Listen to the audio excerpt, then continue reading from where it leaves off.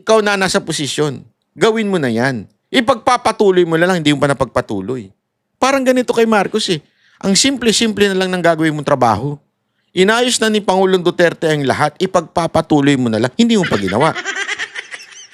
Kung ano-ano pa kasi inatupag ninyong concert dyan sa loob ng Malacanang. Puro kayo concert, puro kayo party. Talagang hindi nyo maayos ang trabaho ninyo. Tas gayon, mangdadamay ka ng iba. Hindi, kasi nagkakaroon kami ng politika, kaya nag-aaway-aaway. Lahat kami dito aayusin. Ikaw lang ang mag-ayos. Ikaw ang magulo.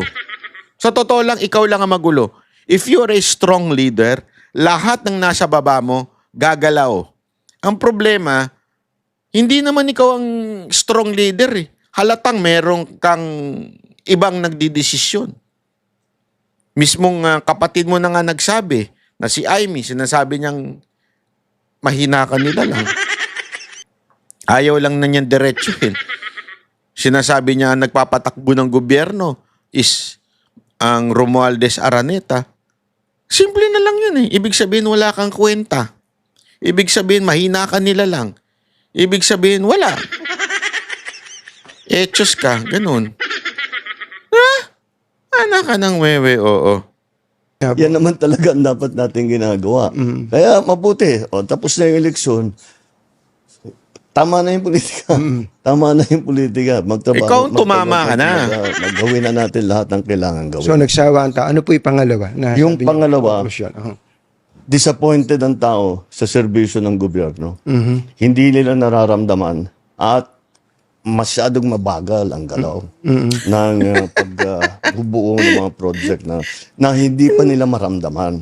Inamin niya talaga anak ng wedding. Dahil nung bago akong upo, sabi ko ayokong mangyari na business as usual. Opo. Dahil walang mangyayari sa Pilipinas.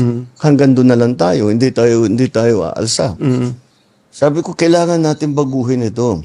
Kaya tinignan ko yung malalaking mahihirap na proyekto na long-term ang magiging effect.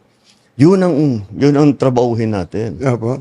So, tinatrabaho namin. Kaya ang lalaki, yung mga project na ginawa namin priority, yung mga tourism, yung mga health, yung mga puro malalaki. Health? Tourism?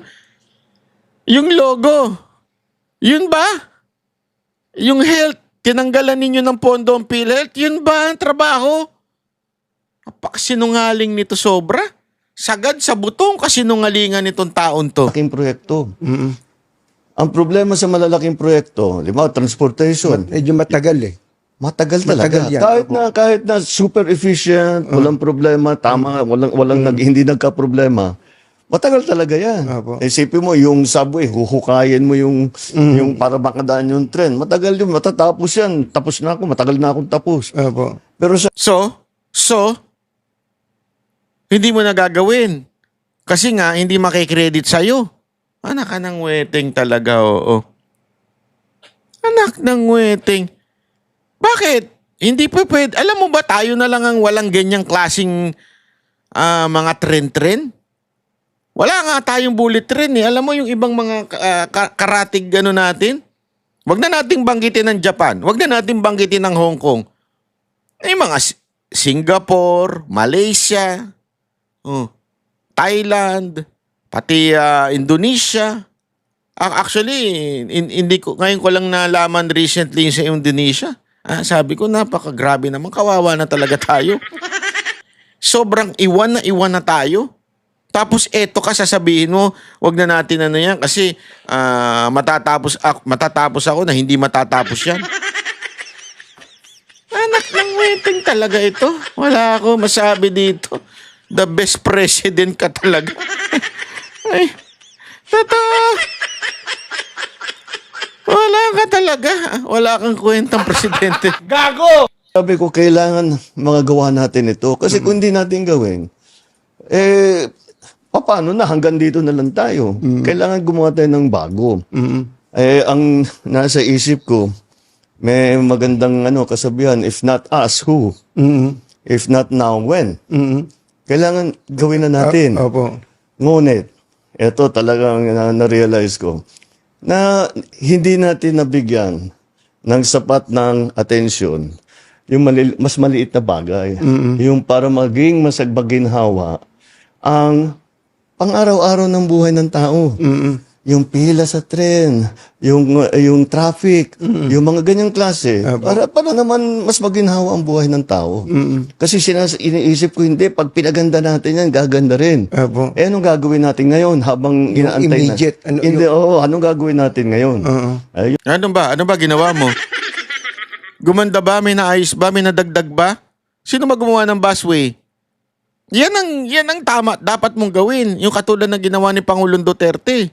Immediate. Ano ginawa mo? Wala. Nga. Meron pala. Nagbalikan na yung mga mandurukot sa airport. Yun pala yun. Yun ba ginawa mo? Ako nagtatanong lang kung yun ang ginawa mo. Ano talagang bibigyan natin ng atensyon Pero, ngayon? inaamin niyo po ba na may pagkukulang kayo doon? Oo. Nag-concentrate kami lahat, yung kabinete lahat. Sinasabi ko, ito yung mga importante. Kailangan umpisahan natin ito. At kahit wala na tayo rito, nasa lagay na yan, na tuloy-tuloy na yan. Kailangan ng talagang tapusin. Yun ang talagang iniisip ko. Hanggang ngayon po ba, meron pa rin kayong countdown ng natitirang mga araw niyo sa Malacanang? Araw-araw.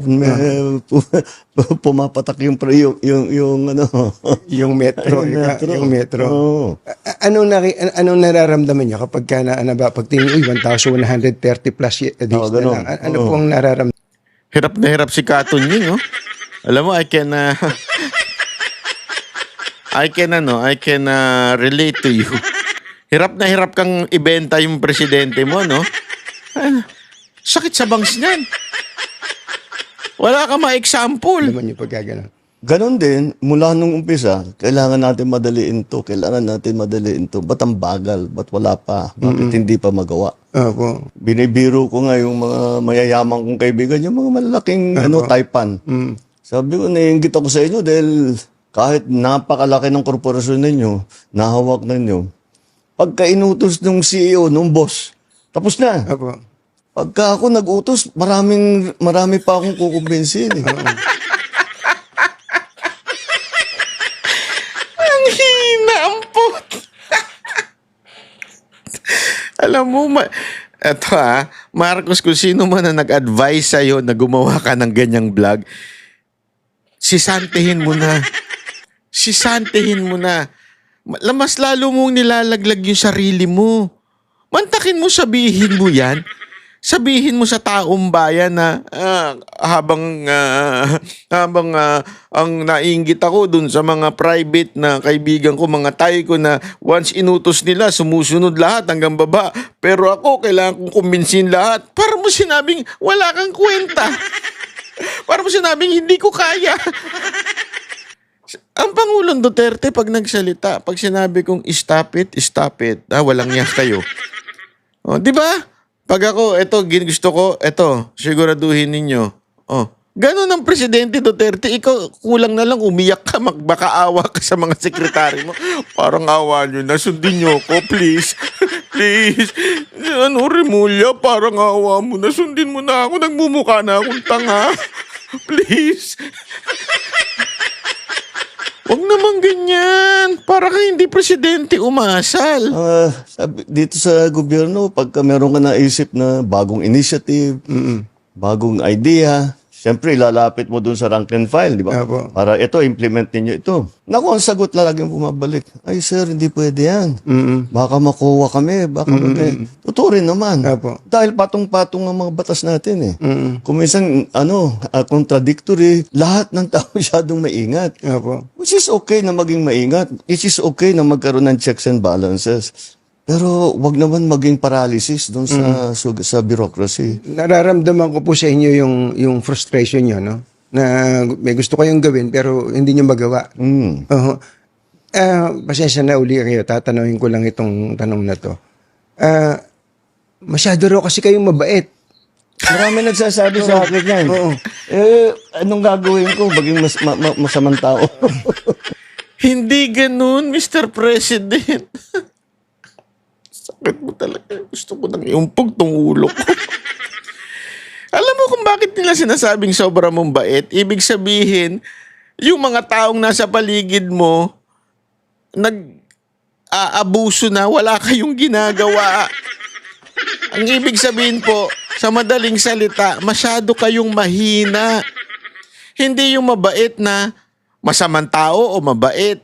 Hindi yun. Kaya kayo sinasabihan na mabait kasi wala kayong kwenta. Halimbawa, yung daga, sinabihan mo, yung mabait ha, ingatan mo, sarado niyo yung ating pagkain kasi yung mga mabait dyan.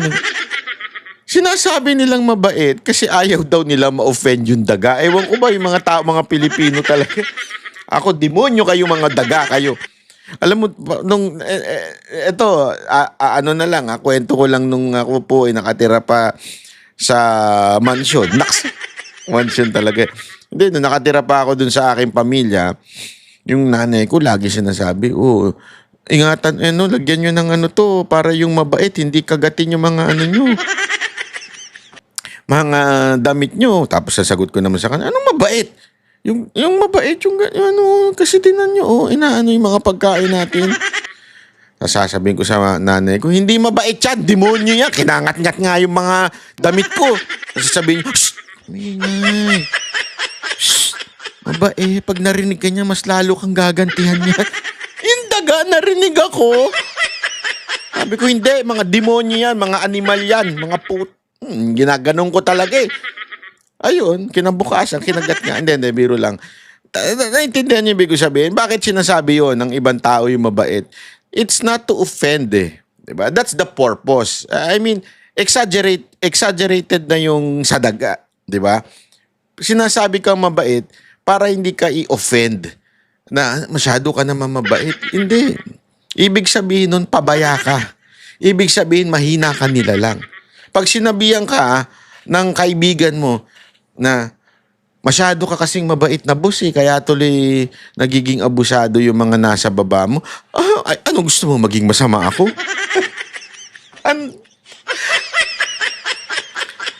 No wonder, Bongbong, Bonnet, no wonder, kinuha mo si Claire Castro. Pareho kayo ng utak.